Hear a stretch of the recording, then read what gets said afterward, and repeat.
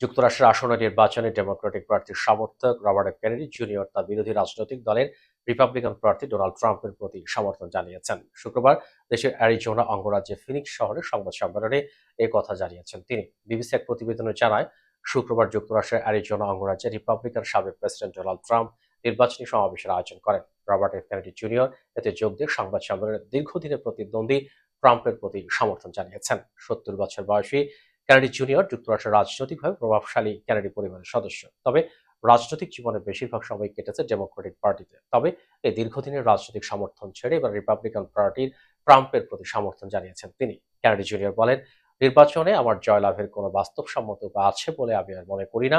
এ সময় তিনি ডেমোক্রেটিক পার্টির নতুন প্রেসিডেন্ট প্রার্থী হিসেবে কমলা হ্যারিসকে বেছে নেওয়ার দলটির সমালোচনা করেন। তার মতে, প্রার্থিতার জন্য দলের প্রাইমারিতে কোনো প্রতিদ্বন্দ্বিতা করতে হয়নি কমলাকে। এর নিন্দা জানান এফ কেনেডি জুনিয়র।